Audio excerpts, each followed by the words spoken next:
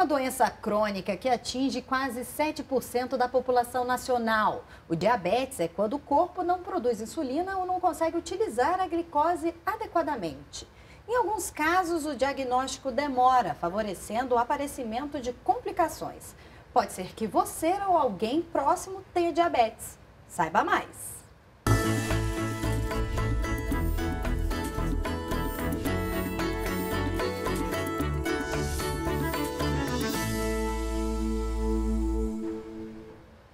Para nos ajudar a tirar dúvidas sobre diabetes, convidamos Cláudia Puerari, coordenadora geral de prevenção de doenças crônicas e controle do tabagismo do Ministério da Saúde. É um prazer recebê-la.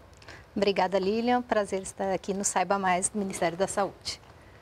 Cláudia, às vezes a gente pensa que conhece tudo sobre uma doença, mas na verdade a gente às vezes não tem a noção exata do que ela é de verdade. Então explica pra gente o que de fato é o diabetes. Ok, Lilian, o diabetes ou diabetes mellitus é uma doença crônica, né, de progressão lenta, gradual, normalmente, caracterizada por uma doença endócrino-metabólica. O que é isso? Ela altera a secreção, a produção de um hormônio chamado insulina, e essa alteração da secreção da insulina faz com que haja um acúmulo de glicose no sangue, né, da pessoa acometida pela doença.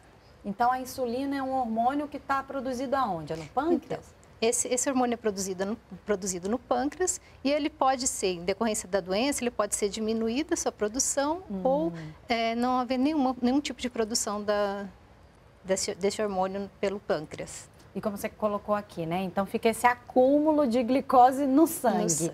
Seria, então, o famoso aumento da glicose, que é a hiperglicemia? A hiperglicemia, exatamente, Lilian. E o que é a glicemia e também a diferença da hipoglicemia? O diabético pode ter hiper ou hipoglicemia, né? Como que é? Certo. A glicemia são os níveis de açúcar ou de glicose, né, que a gente tem no sangue. E, normalmente, uma pessoa saudável, essa glicose ela vai sair do sangue, vai entrar nas células sanguíneas para servir como um nutriente, né, como uma fonte de energia para o organismo. Quando há alguma alteração, como no caso do diabetes, a pessoa pode ficar com esse excesso de glicose no sangue, gerando o que se chama de hiperglicemia. No caso da hipoglicemia, já é o contrário, é quando você tem uma baixa concentração de glicose no sangue, que também pode trazer algumas complicações. Tivemos muitas participações neste programa, então vamos começar logo com a primeira. É do Jeremias Rezende, de Cruzeiro, São Paulo. O que causa o diabetes? Bem, o diabetes ele pode ser causado por diversos fatores, né? Nós temos três tipos, pelo menos, de diabetes que a gente pode classificar. Então, para cada tipo de diabetes, a gente vai ter uma causa que pode ser considerada diferente, né? No caso do diabetes tipo 1, que é um diabetes que acomete mais crianças, adolescentes, né? Na faixa dos 10 a 14 anos é mais prevalente, mas que também pode acontecer em adultos, a causa normalmente é de origem genética, né? Então, há uma perda total da produção da insulina pelo pâncreas e esse indivíduo vai ter, então, sintomas mais agudos, né, mais rápidos de serem identificados. No caso do diabetes tipo 2, normalmente a causa é o sobrepeso, a obesidade, né, a inatividade física, que vai gerar não necessariamente uma perda total da produção de insulina, mas uma resistência dessa insulina entrar na célula do organismo. Energia, né? Isso, e com isso também causa a hiperglicemia. Nossa segunda participação é da Denise Reis, de Brasília, Distrito Federal. Ela quer saber: que tipo de diabetes é mais perigoso e por quê? Bem, na verdade, todos os tipos são perigosos por conta das complicações, né? Então, as complicações são bastante graves se a pessoa não controlar adequadamente esse diabetes, né? Se não assumir hábitos mais adequados de vida, né? Estilo de vida mais saudável. Então, a gente não pode dizer que um é mais grave do que o outro. Na verdade, todos têm a sua gravidade, caso não sejam controlados, acompanhados adequadamente. Você falou aqui que a prevalência, principalmente do tipo 1, é mais em crianças, nos jovens, mas pode ter em adultos.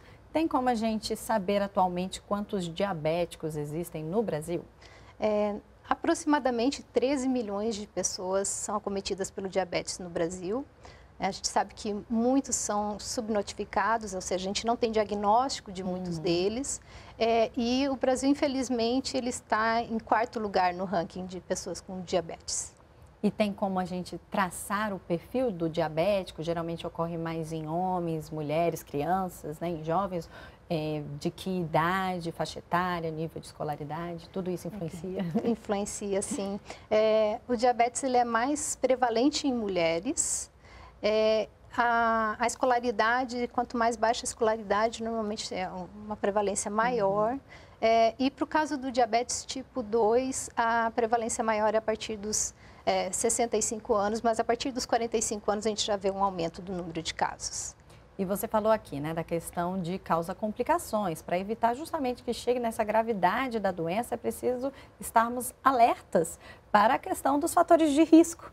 Então, vamos mostrar aqui na tela quais são esses fatores de risco aos quais a gente tem que estar sempre de olho para não correr o perigo de ter o diabetes.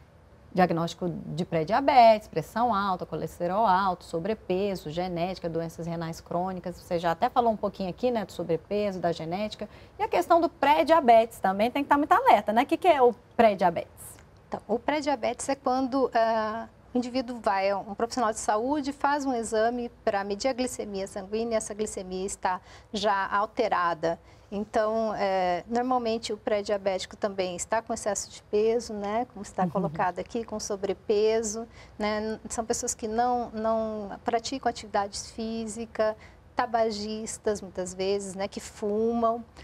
Então, o pré-diabético ele ainda não é caracterizado, ele ainda não é classificado como diabético, mas ele precisa, uma vez diagnosticado como pré-diabético, se ele alterar esse seu estilo de vida, né, se ele alterar a sua dieta, se ele tiver uma perda de peso, né, quando necessário, praticar atividade física, ele vai conseguir muitas vezes reverter e não se tornar uma pessoa diabética, né? Não desenvolver a diabetes. E são cerca de quantas pessoas que têm o diagnóstico de pré-diabetes e desenvolvem o diabetes? Tá, aproximadamente 50% dessas pessoas vão desenvolver diabetes.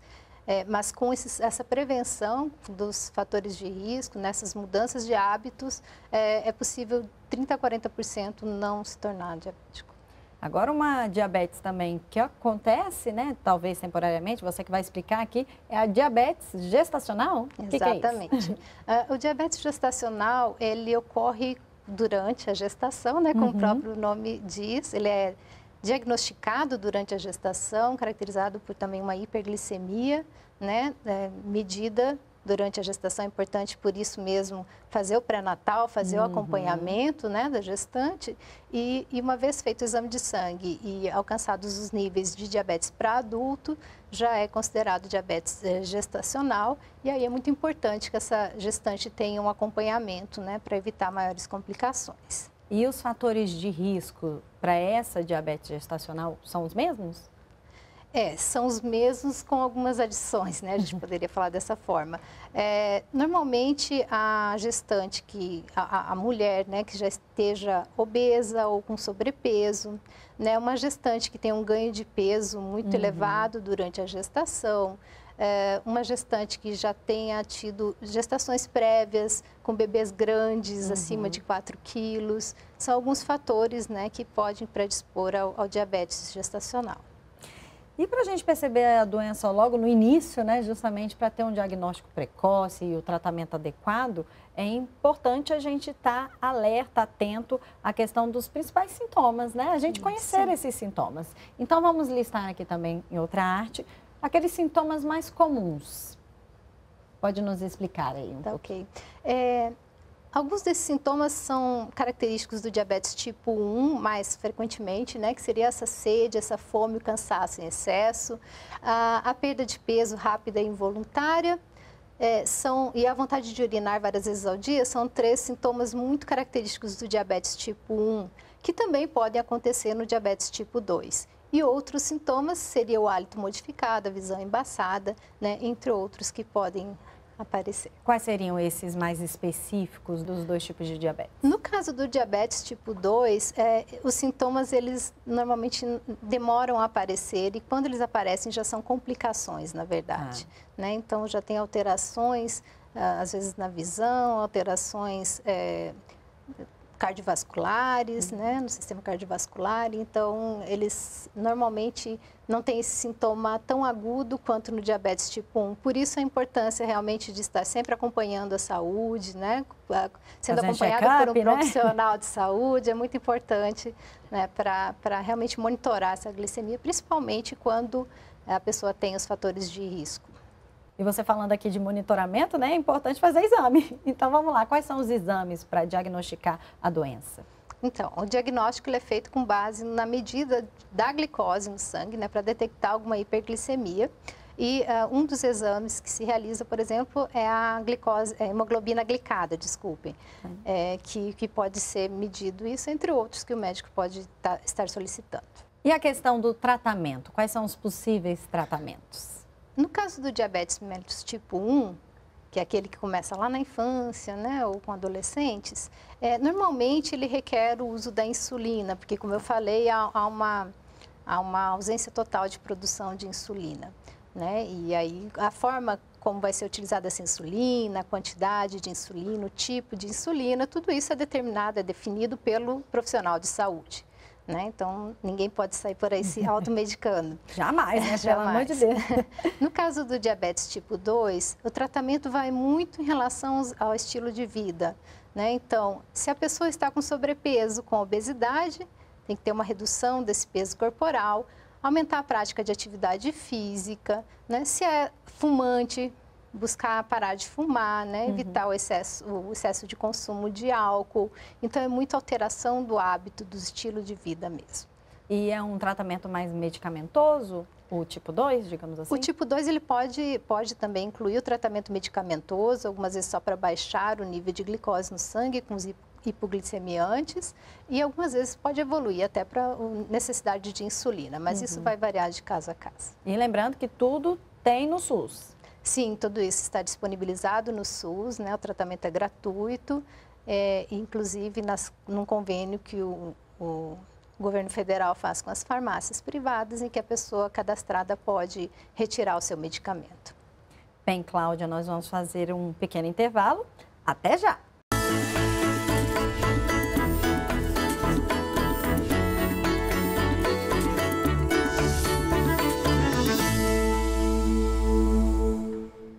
Estamos de volta com Saiba Mais, que hoje está falando sobre diabetes. A nossa convidada é a Cláudia Puerari, coordenadora geral de prevenção de doenças crônicas e controle do tabagismo do Ministério da Saúde. Cláudia, para manter, né, o diabetes no caso, sob controle, é importante a gente estar sempre com algumas medidas em mente. Nós trouxemos uma arte para ajudar justamente a esclarecer, a te ajudar a esclarecer. Quais são essas dicas de como manter o controle do diabetes? Ok, como a gente já falou um pouquinho anteriormente, né? Para controlar o diabetes é essencial parar de fumar, fazer o controle da pressão arterial, tomar toda a medicação corretamente, né? Para que realmente controle os níveis de glicose no sangue, fazer o exame e cuidar adequadamente dos pés diariamente, isso é muito importante pelas complicações que o diabetes pode trazer. E fazer esse controle da glicemia, principalmente nos casos em que o indivíduo vai fazer uso da insulina. Diabetes tem cura? Infelizmente não, diabetes não tem cura, mas ele pode ser sim controlado, né, com todos esses fatores que a gente já falou de melhoria da qualidade de vida, ele pode ser muito bem controlado e evitadas as complicações. O Gilmar Queiroz, de Sobradinho DF, não quis ficar de fora e nos enviou esta pergunta. O diabetes causa impotência sexual? Gilmar, essa é uma preocupação, né? Constante, né? Bem constante, principalmente para os homens, e que realmente o diabetes, se não controlado, se não tratado, pode sim levar à impotência sexual.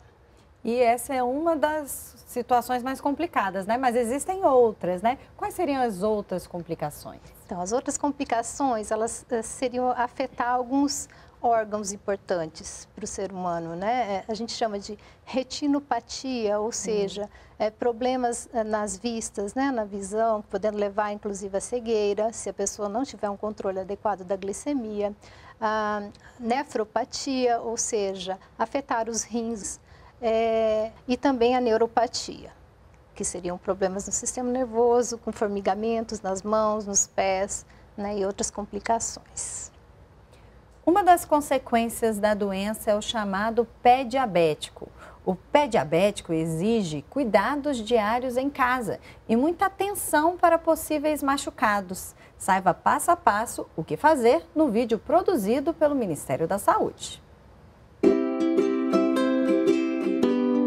O pé diabético é uma complicação do diabetes mellitus. Ele acontece quando uma ferida ou uma inflamação se transforma numa úlcera, por causa de um descontrole nos índices de glicemia ou deficiência na circulação do sangue. Os sintomas mais frequentes são formigamentos e sensação de queimação. E existe uma forma específica de cuidar do pé diabético em casa, cuidados que são fundamentais para evitar que o problema seja ainda maior. Realize a inspeção diária dos pés em busca de ferimentos. Se precisar, peça ajuda. E não esqueça de olhar entre os dedos. Lave e seque os pés regularmente. Tenha cuidado, seja gentil e não use água acima de 37 graus para não causar queimaduras. Não ande descalço, mesmo dentro de casa. Use meias claras, sem costura ou com a costura para fora. As meias não devem ser apertadas nem mesmo acima dos joelhos. Antes de se calçar, cheque se não tem objetos dentro dos calçados para evitar machucados. E por falar em calçados, eles devem ser confortáveis e do tamanho certo, nem grandes nem pequenos. Evite sapatos com costuras irregulares ou com reentrâncias. Para cortar as unhas, peça ajuda profissional de um enfermeiro ou podólogo. Se notar um calo ou calosidade, não trate sozinho. Busque orientação de um profissional de saúde. E se uma bolha, corte ou ferida aparecer, vá imediatamente a uma unidade de saúde.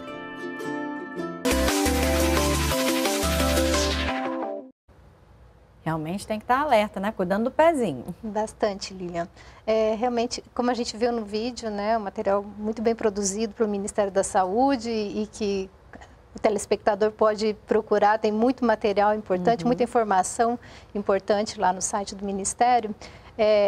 São cuidados simples, fáceis de fazer em casa e que podem evitar complicações como, por exemplo, essas feridas não cicatrizarem, levando inclusive à amputação de dedos e do próprio pé. E como você falou aqui, né? Aqueles cuidados, né? Exercício físico, alimentação. Essas são as formas de prevenir? Sim, com certeza. São formas de prevenir, né? Então, manter o peso, né, adequado, evitar um sobrepeso, a obesidade, ter uma alimentação correta, né? Praticar atividade física constante, né? São formas da gente realmente se manter saudável. E nunca esquecer, né?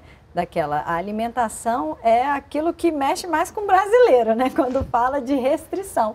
E essa é uma das preocupações da Sheila Greik, de Bauru, São Paulo. Ela tem a seguinte dúvida. Há algum tratamento natural para diabetes? Bem, tratamento natural, de certa forma, sim. Se a gente pensar na alimentação, né, é uma forma de você realmente manter a glicemia controlada, é pela alimentação, tendo uma alimentação adequada e saudável.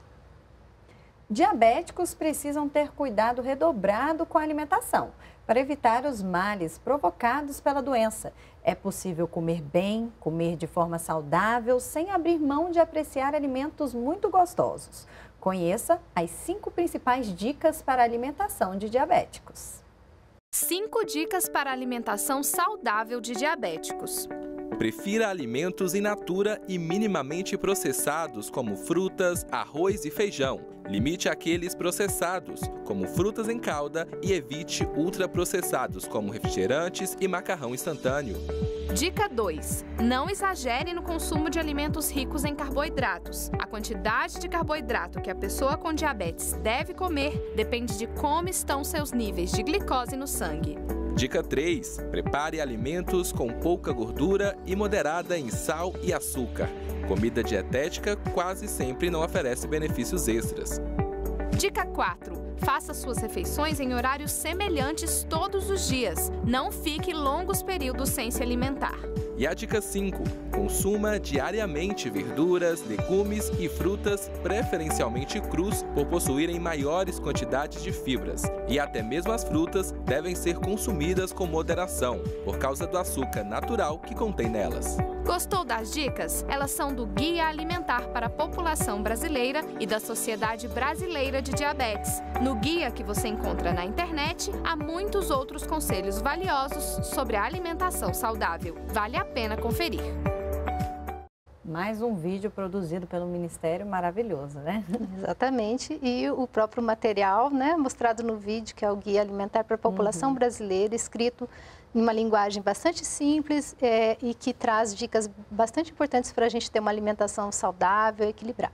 Temos outra participação, é da Jéssica Vitorino, do Paranoá, DF. Meu primo de 8 anos tem diabetes tipo 1. Ele precisa fazer dieta diet? Então, como a gente viu ali no próprio vídeo, né, o alimento diet não necessariamente é o alimento mais indicado para o diabético, né? Muitos deles, inclusive, são ultraprocessados, né? Como a gente viu, não deve-se evitar totalmente os alimentos ultraprocessados. Então, não necessariamente um diabético precisa consumir alimentos diet. Ele precisa, sim, consumir frutas, verduras, legumes, alimentos pouco processados, né? A dieta do brasileiro, arroz, feijão, né, uma proteína.